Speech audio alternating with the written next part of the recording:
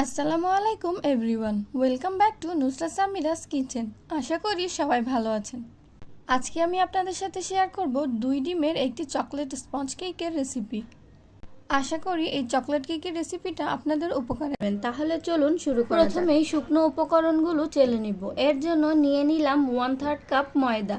আপনারা চাইলে আটাও ব্যবহার করতে পারেন, তবে প্যাকেটের আটাটা ব্যবহার করার চেষ্টা করবেন। এবার দিয়ে দেবো 1 টেবিল চামচ কর্নফ্লাওয়ার। যদি কর্নফ্লাওয়ারটা দিতে না চান তাহলে হাফ কাপ ময়দা এখানে ব্যবহার করবেন। এখন দিয়ে দেব 1 টেবিল চামচ কোকো পাউডার, হাফ চা চামচ বেকিং পাউডার ও 1 চিমটি লবণ। লবণটা আপনারা আপনাদের ইচ্ছে মতো দিতে পারেন। এবার সবগুলো উপকরণ খুব ভালো করে চেলে নেব। 2 থেকে 3 বার চেলে নিলে ভালো হয়। চেলে নেওয়া হয়ে গেলে এবার চামচের সাহায্যে উপকরণগুলো একটু মিশিয়ে নেব। এবার রেখে দেব এক সাইডে। এখন একটি মিক্সিং বোলে নিয়ে নিলাম 2টা ডিম, আর ডিমগুলো অবশ্যই নর্মাল তাপমাত্রায় থাকতে হবে। এখন এখান থেকে ডিমের কুসুমগুলো তুলে রাখবো এক সাইডে। এবার ইলেকট্রিক বিটারের সাহায্যে ডিমের সাদা অংশটা কিছুক্ষণের জন্য বিট করে নেব। এই রকম ফোম ফোম হয়ে আসলে দিয়ে দেব হাফ কাপ চিনি। চিনিটা একেবারে দিব না, 2 থেকে 3 বারে দিয়ে বিট করে ডিমের ম্যারাং তৈরি করে নেব। এই রকম ফোমি ভাব চলে আসলে এখন এইখানে দিয়ে দেব আগে থেকে তুলে রাখা ডিমের কুসুমগুলো। তারপরে দিয়ে দেব চকলেট ইমালশন। এখানে আমি হাফ চা চামচ চকলেট ইমালশন দিয়েছি। আপনাদের কাছে যদি চকলেট ইমালশনটা না থাকে তাহলে চকলেট পেস্ট বা চকলেট এসেন্সটাও ব্যবহার করতে পারেন। এই পর্যায়ে 2 টেবিল চামচ রান্নার রেগুলার তেল দিয়ে শেষবারের মতো বিট করে নেব।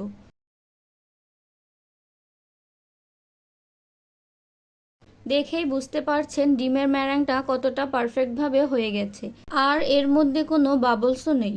এবার বিটারের একটি কাঁটার সাহায্যে শুকনো উপকরণগুলো মিশিয়ে নেব।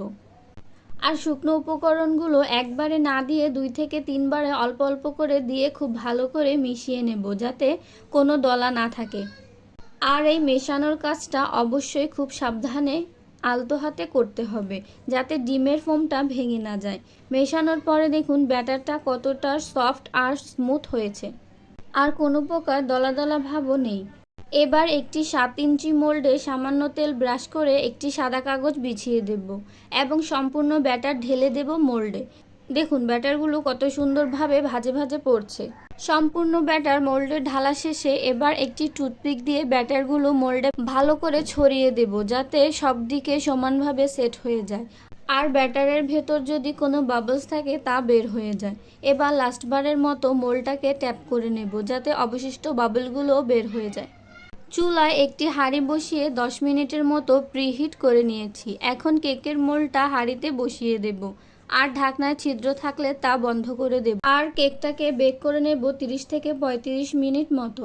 30 মিনিট পর দেখুন কেকটা কতটা সুন্দরভাবে হয়ে গেছে। পুরোপুরি হয়েছে কিনা বোঝার জন্য একটা টুথপিক দিয়ে চেক করে নেব।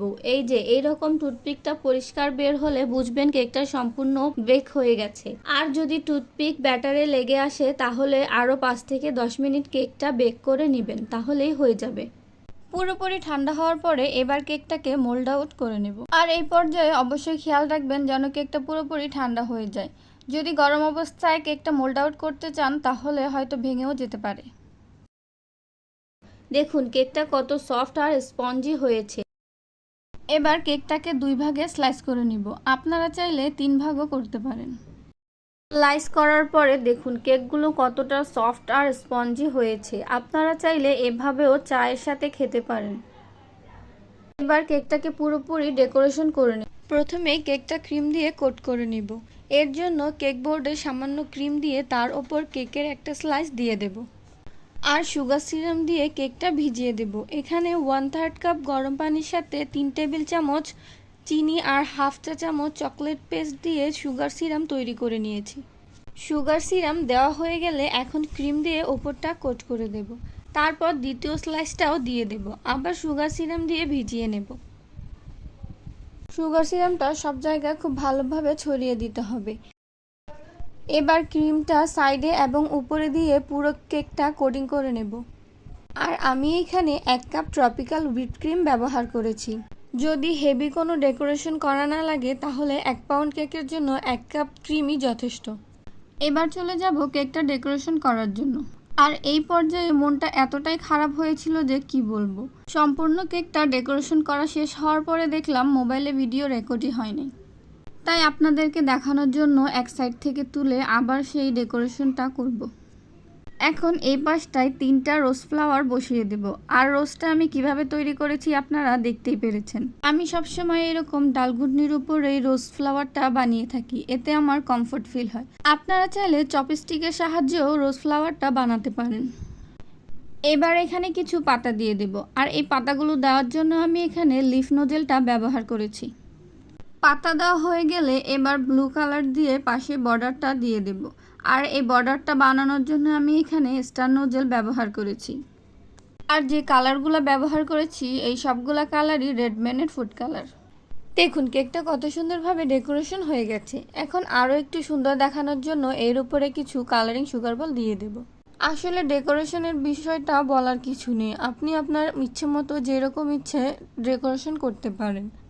আশা করি আমার আজকের ভিডিওটা আপনাদের ভালো লেগেছে। তাহলে একটি লাইক করে ভিডিওটা বন্ধুদের সাথে শেয়ার করে দিবেন এবং আরও সকল নতুন ভিডিও পাওয়ার জন্য চ্যানেলটি সাবস্ক্রাইব করেই পাশে থাকবেন। ধন্যবাদ।